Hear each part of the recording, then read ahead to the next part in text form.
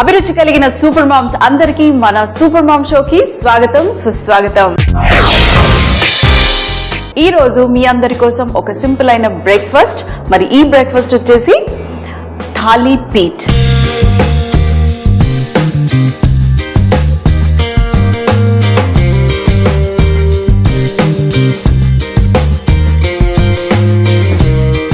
ఈ తాలిపీట్ చేయటం కోసం మనకు కావాల్సింది మెంతి కూర, గోధుమ పిండి, జొన్న పిండి, శనగపిండి.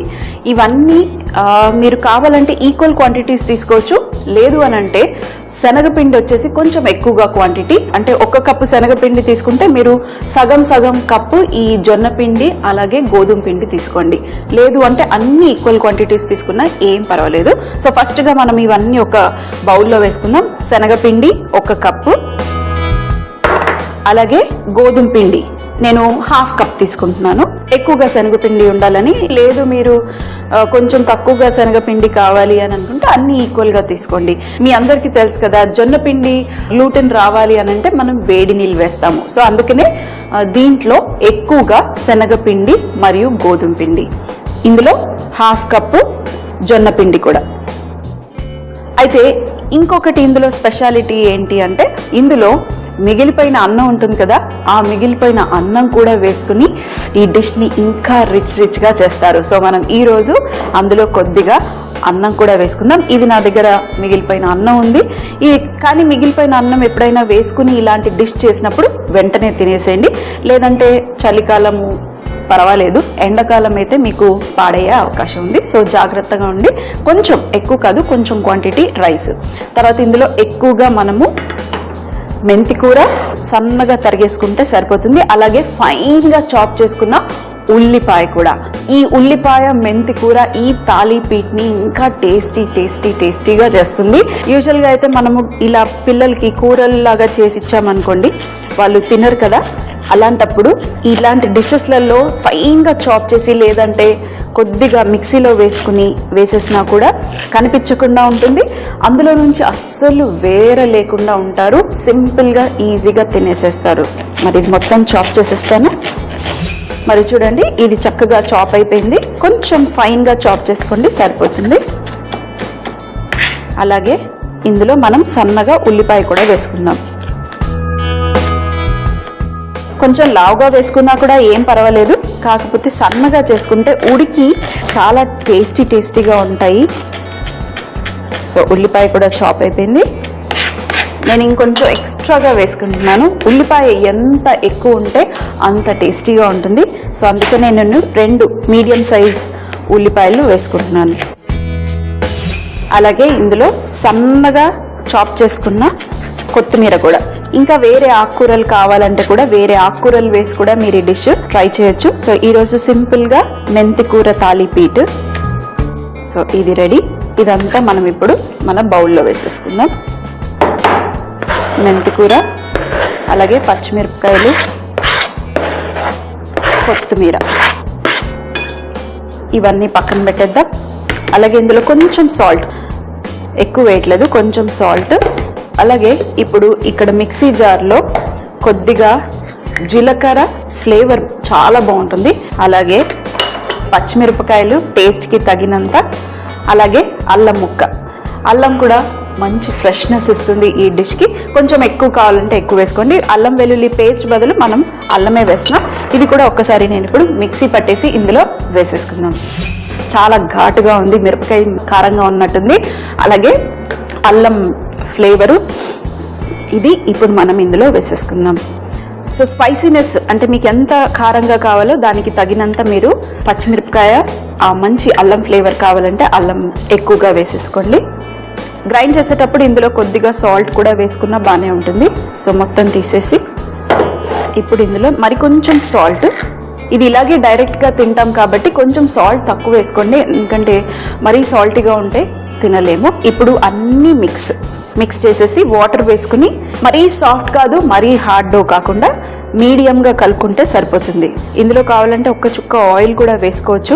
ఇప్పుడు మనం దీంట్లో తగినంత వాటర్ వేసేసుకుని, మామూలు నీళ్ళే, వేడి నీళ్ళు అవసరం లేదు. ఎందుకంటే ఇందులో గోధుమ పిండి ఉంది కాబట్టి మనకు ఆటోమేటిక్ గా జిగుట వచ్చేస్తుంది. అలాగే శనగపిండి కూడా ఉంది కదా, మరీ ఎక్కువగా వాటర్ వేస్తే బాగుండదు, అందుకే కొద్ది కొద్దిగా వేసుకుని మిక్స్ చేస్తే పర్ఫెక్ట్ గా వస్తుంది. సో ఇంకొంచెం వాటర్ పడుతుంది.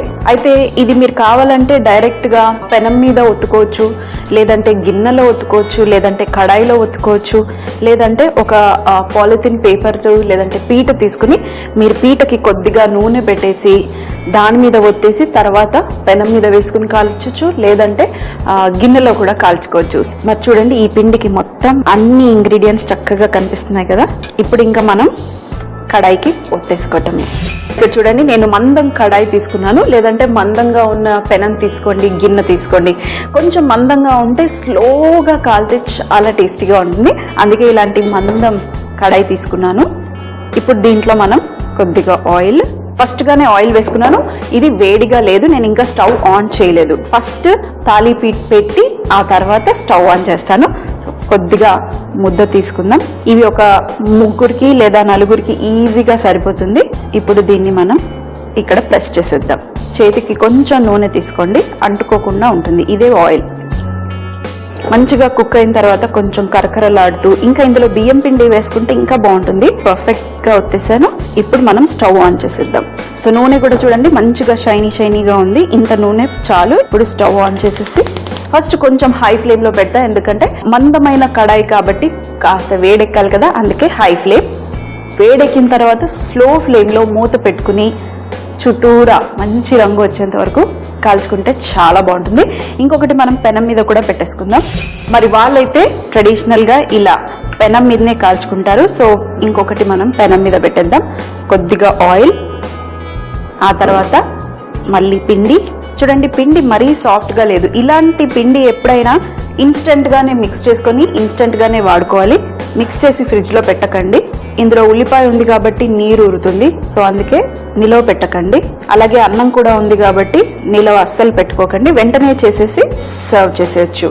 ఇప్పుడు స్లోగా ఒత్తేసేయండి. ఇప్పుడు చూడండి, ఇది మందంగా ఉంది. ఇది కూడా ఇక్కడ పక్కన పెట్టేసి స్లోగా ఇది కూడా కాల్చేసుకుందాం. 2 వైపులా కావాలంటే 2 వైపులా కాల్చుకోవచ్చు, లేదంటే ఒక వైపు కావాలంటే ఒక వైపు కాల్చుకోవచ్చు. కానీ 2 వైపులా స్లోగా కాల్చుకుంటే మంచి రంగు వచ్చేంత వరకు, ఆ తర్వాత కొంచెం క్రిస్పీగా, కొంచెం సాఫ్ట్గా, చాలా టేస్టీగా ఉంటుంది.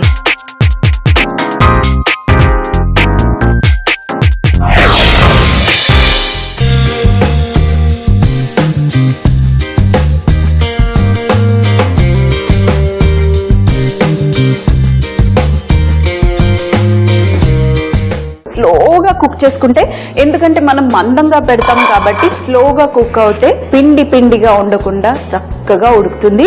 అలాగే కొంచెం క్రిస్పీగా రావాలి అంటే ముందుగా కొంచెం స్లోగా ఉడికిన తర్వాత అప్పుడు ఫ్లేమ్ పెంచేస్తే కాస్త క్రిస్పీనెస్ కూడా వచ్చేస్తుంది. ఇప్పుడు ఇంకో వైపు వేసుకుందాం. కడాయిలో చేసాం కాబట్టి కొంచెం ఇలా మనకి గుంట షేప్ లో వస్తుంది, పర్వాలేదు విరిగిపోయినా. ఇంకో వైపు, అలాగే ఇక్కడ పెనం మీద ఉంది, ఇది ఫ్లాట్ గా ఉంది కాబట్టి చక్కగా ఇది కూడా స్ట్రైట్ గా వచ్చేస్తుంది. ఇంకొంచెం ఆయిల్ వేసుకుంటాను. ఇంకో వైపు కాస్త, అది కూడా కొంచెం రంగు వస్తే సరిపోతుంది, మరీ ఎక్కువగా అవసరం లేదు. ఇది పచ్చడితో కానివ్వండి, పెరుగుతో కానివ్వండి, లేదంటే ఇలాగే తిన్నా కూడా చాలా బాగుంటుంది. మరి ఇంకో వైపు కూడా కొంచెం రంగు వచ్చేంత వరకు కాల్చుకుని మరి స్టవ్ ఆఫ్ చేసేసి ఇంకా టేస్ట్ చేయటమే. మరి చూడండి, 2 వైపులా మంచి రంగు వచ్చేసింది. ఇంకా స్టవ్ ఆఫ్ చేయటమే. ఒక వైపు మాత్రమే మనం ఎక్కువగా నూనె వేసుకుంటాం కాబట్టి మంచి క్రిస్పీ టెక్స్చర్ వస్తుంది. ఇది కూడా మెల్లిగా తీసేద్దాం. ఇది కొంచెం విరిగిపోయింది, ఏం పర్వాలేదు. ఇప్పుడు ఇక్కడ ప్లేట్ రెడీగా ఉంది. ఈ ప్లేట్ లో మనం మరి ఇది ఎలా పచ్చడి, అలాగే ఇలా ఒక పచ్చిమిరపకాయ, ఉల్లిపాయతో సర్వ్ చేస్తే ఇంకా బాగుంటుంది.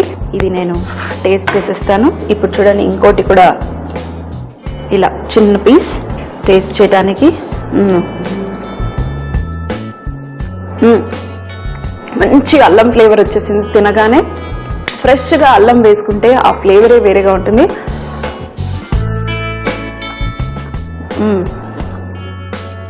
కొంచెం చేదు,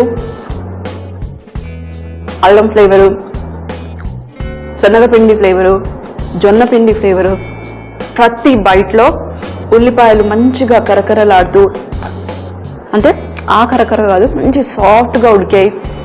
మనం మూత పెట్టేసుకున్నాం కాబట్టి స్లోగా కుక్ చేసినందువల్ల మనకి ఇవి మంచిగా ఉడికాయి.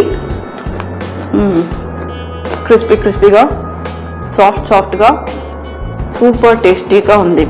మరి వెంటనే ఈ తాలీపీట్ని మీరు ట్రై చేయాల్సిందే, మీ అందరికీ తప్పకుండా నచ్చుతుంది. తాలీపీట్ తయారు చేయు విధానం: ముందుగా ఒక బౌల్ తీసుకుని అందులో శనగపిండి, 1/2 కప్పు గోధుమ పిండి, 1/2 కప్పు జొన్న పిండి, 1/2 కప్పు మిగిలిపోయిన అన్నం వేసుకుని పక్కన పెట్టుకోవాలి. ఇప్పుడు మెంతికూర తీసుకుని చక్కగా వాష్ చేసుకుని సన్నగా కట్ చేసి పక్కన పెట్టుకోవాలి. అలాగే ఉల్లిపాయను కూడా పొట్టు తీసి వీలైతే చాలా సన్నగా కట్ చేసుకుంటే బాగుంటుంది. ఆ తర్వాత సన్నగా కొత్తిమీర కూడా కట్ చేసుకుని పక్కన పెట్టుకోవాలి. ఇప్పుడు ఇవన్నీ ఆ బౌల్లో వేసుకుని అలాగే ఇందులో సరిపడా సాల్ట్ వేసుకుని పక్కన పెట్టుకోవాలి. ఇప్పుడు ఒక మిక్సీ జార్ తీసుకుని అందులో తగినంత జీలకర్ర, తగిన పచ్చిమిరపకాయలు, అలాగే అల్లం ముక్క మెత్తగా పేస్ట్ అయ్యేంత వరకు పేస్ట్ చేసి ఈ బౌల్లో వేసుకుని బాగా మిక్స్ చేసుకోవాలి. మిక్స్ చేసుకున్న మిశ్రమాన్ని కావాలంటే కొద్దిగా టేస్ట్ చేసుకుని తగినంత వాటర్ వేసుకుని చూపించిన విధానంగా మెత్తగా తడుపుకుని చిన్న ఉండలుగా డివైడ్ చేసుకుని కడాయికి కానీ పెనంకి కానీ కొద్దిగా ఆయిల్ వేసుకుని చూపించిన విధానంగా ఒత్తుకుని మంచి రంగు వచ్చేంత వరకు కాల్చుకోవాలి. ఒకవైపు కాలిన తర్వాత మరొక వైపు వేసుకుని మరి కాస్త రంగు వచ్చేంత వరకు కాల్చుకుని వేడిగా సర్వ్ చేస్తే చాలా బాగుంటుంది. ఒకవేళ మీరు ఈ షో మిస్ అయితే లేదంటే మళ్ళీ చూడాలి అనుకుంటే సబ్స్క్రైబ్ చేయండి www.youtube.com/etv అభిరుచి. మరిన్ని అప్డేట్స్ కోసం లాగ్ ఆన్ అవ్వండి www.facebook.com/etv అభిరుచి.